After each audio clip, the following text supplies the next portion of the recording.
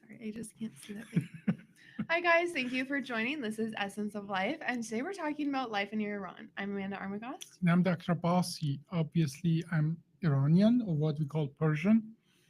By the way, Persian come from Greek word that Greek used to for us Persian, and that Persian were just a small part of Iranian, um, I would say, nation. Yeah, so to start off, I want to actually ask some questions that I've been hearing in the news lately. Mhm. What is the population of Iran? It's about getting close to 85 to 90 million people. And then what are like the demographics of that? Can you break it down? What Lots percent are of lots of young people, and the Iran, like many other countries, it was growing very rapidly. But about 20 to 30 years ago, the government started the campaign of reducing the birth rate, and as a matter of fact, the birth rate dropped dramatically, and it never caught up to what government wanted to be. Now, for every healthy nation, the rate of the birth should be about 2.2, 2.3. So meaning every couple should have 2.3 babies. It's not a fraction of the babies, like, but to keep the so Lily counts population. as the 0.3. No, no, not pet. Um, to keep it just steady. Yeah. And in Iran, it dropped to 1.8, Mm. which is below sustainable. In countries like Japan that are really aging, that's a problem actually. So about 10 years ago, government tried to reverse that actually, but people don't want to have children. I The- think it's a global, that's like a global epidemic is people just don't really want to have children right now. we know that from every society, when the education and standard of living increases, the birth rate decreases. So the best solution for overpopulation of the earth is giving people a good life. So and Wow, you would think that that would just be common sense. Yeah. So lots, but still there are lots of young population, very dynamic, very young, and surprisingly very well educated. I know this is not a political discussion, but one of the things that happened after Islamic Revolution, actually the literacy rate increased dramatically. Why? Because until then, most of the education was in the big cities, but after the revolution, it was one of the promise of the revolution to give entire population better living standard. So lots of villages and so on, they start having, water. I mean, the regular city water or so on, electricity, schools, and so on and so forth. That So was kind of around the time that you left. When yeah, I left about 8 years, yeah, 7, 8 years after Islamic Revolution. The revolution was 1979, and I left Iran 1986. So I was there for the revolution, and I was there for the Iraq-Iran war. And by the way, for somebody who has seen it all, nothing ever good comes of any revolution or any war. Period. I can tell you. And if you are a student of the history, go read about any revolution, any war. I don't believe ever overall for humanity anything good has come out of it. But But I want to talk about the people of yeah, Iran. yeah, There's how many? What did you say the population was? getting close to 90 million. 90 million. What's the population of the U.S.? It's about 370, 380 What? million. So 90 million. What state would you compare that to, or what states? California. No, California is 40 million. So So California plus twice, Texas, maybe. well, California plus Texas plus Florida. Okay. So it's not a small country. No, not a small country. Yeah, yeah.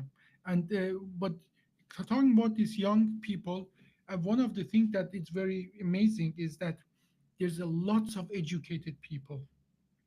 Yeah, And I was looking up the literacy rate in Iran. The adult literacy rate is about 90 or 89%, which is really comparable with the US. mhm. And what as well I think is important that if you go to universities, if you go to uh, uh, uh, places of education, majority of the students are female.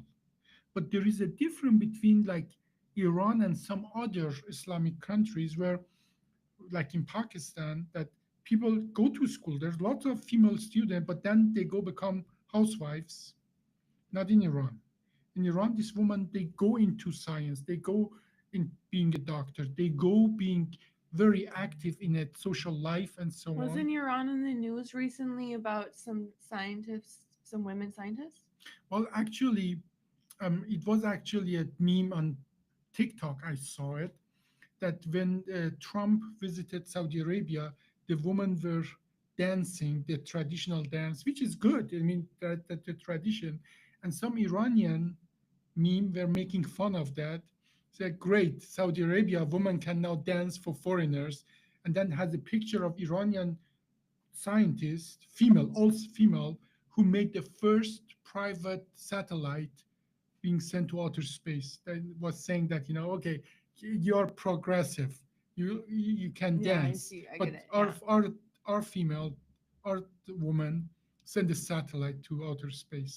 And that's impressive, an all female team. Yes, yes. Now that is, I think that's one of the probably most different between Iran and some other countries. Yes, they in the government they have to cover their head. By the way, in Iran, no woman cover the head anymore. It's gone. There's lots of small changes that are happening, and I'm all for small changes. I'm all against revolution and war. Yeah. Things has to happen slowly. Rule of law is important. Whatever it is, the law. Maybe we don't like it, we can change the law. Hmm. But uh, considering that there is a country, organized country with the rule of law, I think that's important. Let's talk Yeah. about the women in Iran because I know they are disadvantaged. I know they have to fight lots of fights.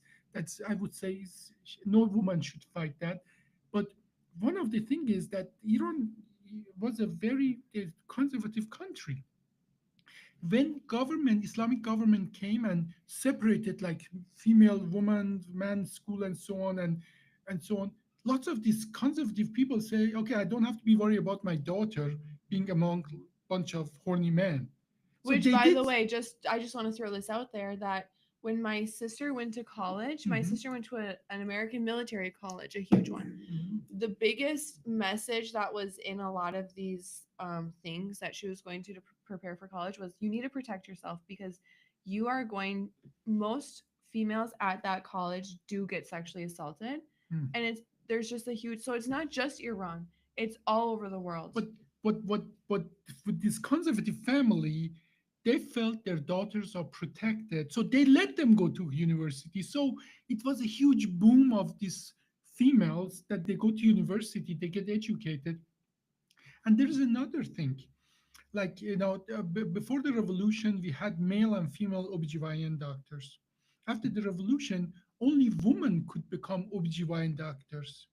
What that means that they cut a section of medicine just for women. So women rose to the highest level, and they really shined over everybody else, like head of the universities, the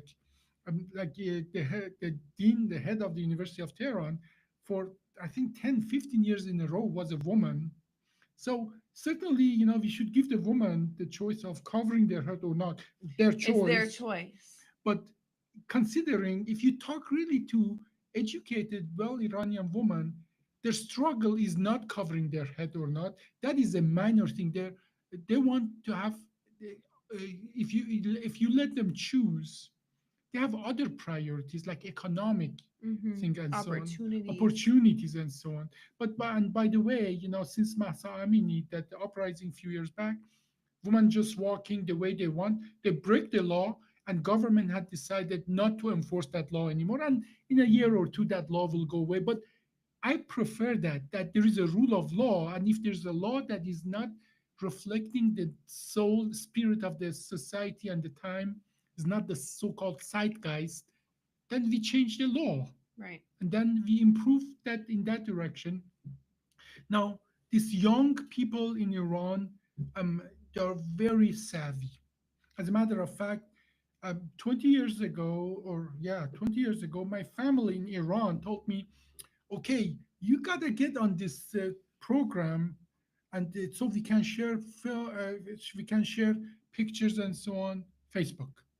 So They make me go on Facebook. They had And Facebook. they're really active on their socials. Yeah, and for 10 years they are forcing me to go on Instagram. They post on Insta more than me. Yeah.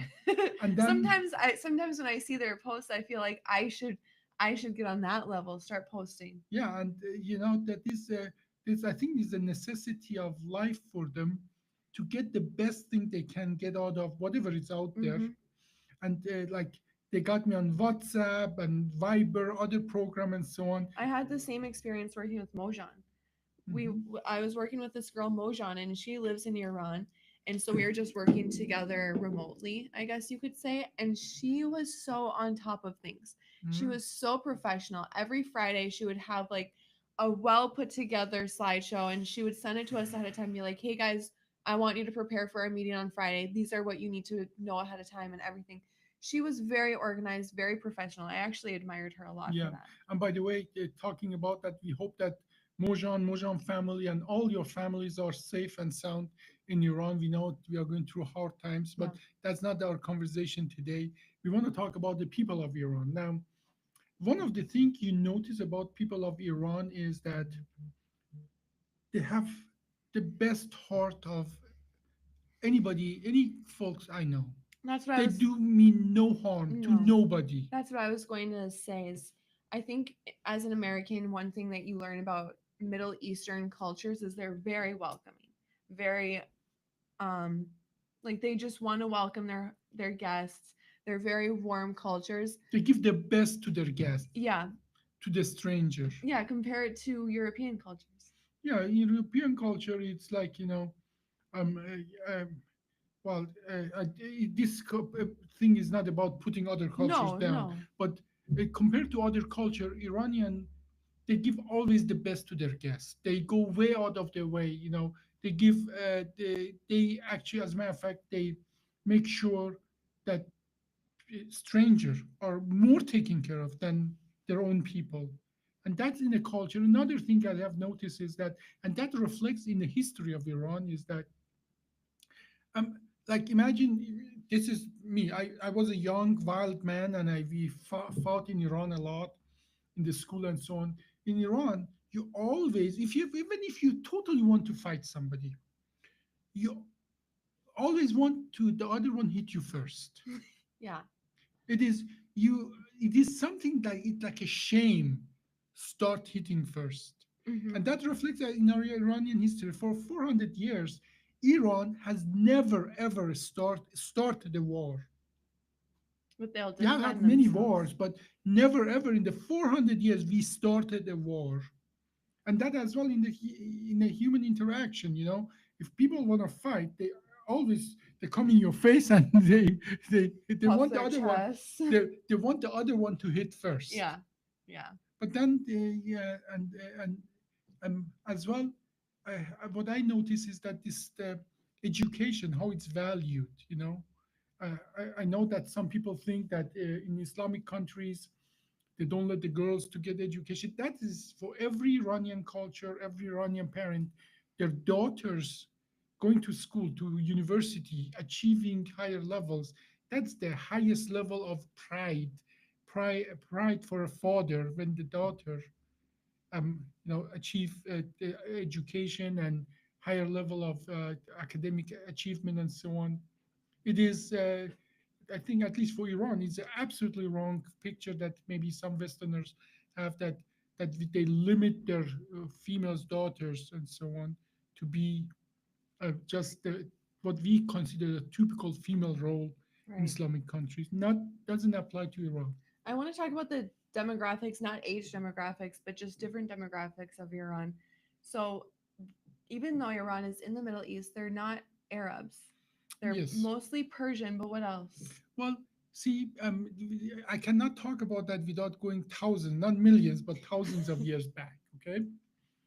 Um, The word Iran means the land of Aryan people. I know Aryan has been misused in the past, but this is Aryan is actually not a racial description, but is a linguistic description. Okay. Now, Earth goes every 40,000 years through certain motion, pivoting, we call it precession, that makes certain area hotter, certain area colder. We call them ice ages. Those ice ages actually are um, in a very specific, repeated way, cause that um, Siberia get cold and what we call Sahara today get really, really hot. As a matter of fact, Sahara, which is in North Africa, used to be a lush water. Wow. There are whale carcasses there, so whale didn't walk there. Right. Yeah. But what we know is that that was lots of water, part of ocean, and so on. But through this procession, every 40,000 years, it becomes really hot in North Africa and really cold in Siberia. So what when both of them is are bad, obviously for human. Right. So what happens when Siberia get cold and Sahara get hot? Same. People try to move away from Yeah. that area. And that happens about 30, 20,000 years ago in lots of waves. People from North Africa moved north, and there's only one way to go to through the Sinai Peninsula to what we call Middle East. And people from Siberia came south, and then there is a there, and if you see that follows the landscape. There are two chains of mountains. One of them is Ural Mountain that brings everybody to the north of Caspian Sea. And then those people start trickling down on both sides of the Caspian Sea coming south. So Semite from North Africa moved north to the Middle East, and Aryan from Siberia moved south, and then they hit at the same time, same place. Same geographic area was contested for both of them, and it's the same I mean, process that the procession was there, that Sahara got cold, hot, and Siberia got cold, brought them same time to the same place. Now, and now for the last 10,000 years, they're fighting for the same land. Everybody says it's my land, it's my land. Well, it's and because it was in a place that wasn't too cold, wasn't too hot, and it was water, Euphrates and Tigris. That these are the Mesopotamia, which is a Greek word for between two rivers. Hmm. So it's not too cold, it's not too hot, and it's water. So that's what people need to live Sure. now. And then everybody, try to justify why that is their place. By the way, there is another country that the name is similar to Iran. Do you know what country that is? No. It's Ireland. Oh, okay. Ireland. Yeah. So it is important for everybody to know that when these Aryan people or linguistic people came and spread it out, practically they populated the entire Europe. Okay. And we say today Indo-German, meaning from the eastern to the most western distribution of these people. And that was the total craziness of the Nazis. They thought, oh, we are German, we are Aryan. So everybody there is Aryan, Yeah. except Actually, two I think folks. people say Indo-European. Yeah, I think Germans might say Indo-German, yeah, but Indo-European. But except two distinct groups, which is the today's Hungary and Finland, everybody there is Aryan. And the word Ireland actually is a old way of land of Aryan people, like okay. Iran is land of Aryan people. But these people are not unified. They're not linguistic, they're close, but ethnological. They're different group of people. Like in Iran, we have my family is Azeri, mostly Turkish language, but which is as well related. And then there are then Baluchi, Lors, Kurds, and tons of other. But I think what's important, they all have, even though like I'm Azeri, and at home I grew up with the Turkish-like language, we considered ourselves Iranian. Yeah. Okay, we Do did. all Iranians consider themselves Yes, Iranian? there's a Yeah. huge national unity there.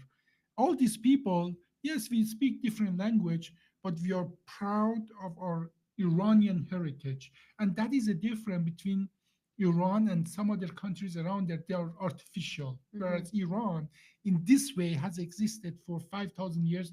That creates a national unity. It's a historically rich um, and and it has survived.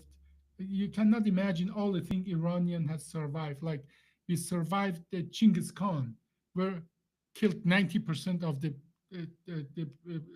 people of a city and so on. Or obviously Arab invasion. Obviously, Alexander, we don't call Alexander the Great. It was nothing great about him. We can't Terrible. just Alexander the Macedonian, we call him. Yeah, and so on. And we considering how many disasters these people have survived, and still they're clinging to their national unity. If anybody just would understand that, you understand that if you threaten them from outside, all you are going to do is unify them around the government. So if you really want to make the Iranian government stronger, just attack them. And I think it's any country is like that. Even Yes, yes, Americans. yeah, but When especially Americans feel threatened, a lot of times, you unify. then they unify and they want the government to protect them. And it's just that's just I think a natural way of thinking. But especially that's because some people say these are young people, they want to live, have a better life and so on, and if we just make the government weaker, if we attack them, they will they right, they will be uprising and so on. No, Iranian people are extremely nationalistic and Patriotic. patriotic toward this national entity. Okay, so I'm talking about the people as well. And what I noticed that the changes in Iran happen pretty fast, like the way people think and behave and so on. And one of the things is that after Islamic Revolution, lots of Iranian moved from Iran to United States, to Europe, and other places. And obviously, those people, I am in contact with them. They were a snapshot of the higher echelon of Iranian society in 1979. And when they came over, they wanted to cling to that. They wanted to cling to the Iranian identity of 1979. So they are still Iranian identity of 1979, whereas Iran itself moved forward. They changed, they improved, they passed to the time. But in the diaspora, Iranian diaspora, they're clinging more to The old way of the life. old way. So if you want to see how Iranian are 50 years ago, go to Los Angeles and talk to Iranian. But if you want to see how Iranian are today, you go to Tehran, you talk to the young people there. And every time I'm there, I see in many things they are far ahead of me. And because they don't have to pretend to be Persian. They don't have to cling to the national identity. They are living it. What they do is the national identity. It's not like national identity is an external thing that is imposed on them. Yeah. It is who they are and what they do. Speaking of that, I've heard of people like because I obviously have a lot of friends that are not American. They say I'm not American enough for Americans, but I'm not blank enough for my country. Is that- Did they say that about you? No, not me, but like okay, let's say like Ukrainian. I'm Mhm. not saying any specific friend, but she could say I'm not American enough. Not you, Yana. No, it's not Yana. She can say I'm not American enough for the US, but I'm not but they are like they fit in there whatever. Mhm. But they're also not Ukrainian enough for the Ukrainian communities. So what I can tell about US since I lived it, that not being between cultures is an American identity. This is our strength that we take the Mexican food, we make it Tex-Mex. We take the Chinese food, we make it Lianchen. Chinese. We call it Chinese, and the Chinese people just shake their head. Now, being able to absorb things from other culture and not having a unified one-way thing is actually our strength and is American culture. Very American. Like having foreigners, that people not all blonde or not all one way or another way, that has become the American culture, and that is why our strength is people come here because they can come here and feel home. And if we take that away from them, they're not going to absorb the brightest and the most entrepreneurial people. That is the American strength. And I have a problem with that, that we are fighting what actually being American means. That so they come here, they don't speak our language, and we have to. Well, they they came from, The US doesn't have a national language. and that is And our actually, strength. I think close to 50% of Americans speak Spanish. Yeah, I mean, it's a, but they feel American the same way that in Iran, Kurdish people, Azeri people, they feel Iranian. But you never have that feeling where it's like I'm not Persian enough to for No, Persians. well, I am a Persian, and whatever I do is Persian way. And like in Iran, you don't have to be from Fars or Persian province to be Persian. I'm Azeri, and it was a movement. I think some other countries started that about 200 years ago. Russia came and took half of Azerbaijan away from us. So there is now a country called Azerbaijan because it was under Tsarist control, and then it became a Soviet republic province, and then after everything fell apart, it's now a independent country. And some people outside try to say, "Oh, try to steer some, excuse my French, shit, so that have a separatist in Iranian Azerbaijan to go and join them." Whereas I'm an Azeri. I'm shaking my head. What are you talking about? You're an artificial place. You're just living of the mercy of some bigger powers and so on. Whereas you should come and join us, Yeah. because this is our core. This is who we are. This is where we came from. Hmm. Okay, like they say, oh, they're being disadvantaged. I've never felt being disadvantaged of Persian. As a matter of fact, the supreme leader of Iran is Azeri. The Pezeshkian, the president, is Azeri. Okay, we never had the feeling that our language or identity is being suppressed. Now I'm telling you, it's not everywhere like that, but this has been for thousands of years, that our differences, they come together and make us stronger in Iran, and we don't deny other people their individual identity. They don't have to speak our language to be Iranian, and that is how we have survived thousands of years. What do you think Iran's biggest strength is? You said that the US's biggest strength is pretty much our Diversity, diversity. What do you think Iran's biggest strength is? our national identity. Our national identity is that, yes, you're Chengiz Khan. You come and kill all of us, but those that who survive, we cling to that. You're Arab invaders. You come and you prevent us. You forbid us to speak our language. But you know what? In a few hundred years, we will come back to where we are. You know, it is so old. It is like one of those trees. It has so many roots. You cut us all you want. We will sprout back Or and like the trees be back there. when the tree someone puts a fence near a tree and the tree just engulfs the fence. Yeah, and then that is the point. We are going to make you like us. Yeah. Like when the Alexander came, all he at the end of the thing, he made all his generals marry Persian woman. And then I don't know why he would do that, because if you know Persian woman, they will take you and they will own you. But and they become they actually took Iranian ways. Now, same with the Mongols. When the Mongols came, all the higher administrator of the Mongol Empire, they were Persian. All of them. That is how they could rule this vast thing. Same with the Arabs and so on. Like we say, people like most of these mathematicians and so on. Um, well, we say Al Khwarazmi, like Arabic name and so on, but they were all Persian. Okay, so um, this national identity is stronger than, I would say, almost any country that's out there, and it is the unity that brings us together. Like um, uh, I know that once in a while some other powers try to steer shit by bringing these separatistic things into play, but they never will succeed with that, because if that was something that could be done, it would have happened already in the last 5,000 years. Sure. And what's Iran's biggest industry?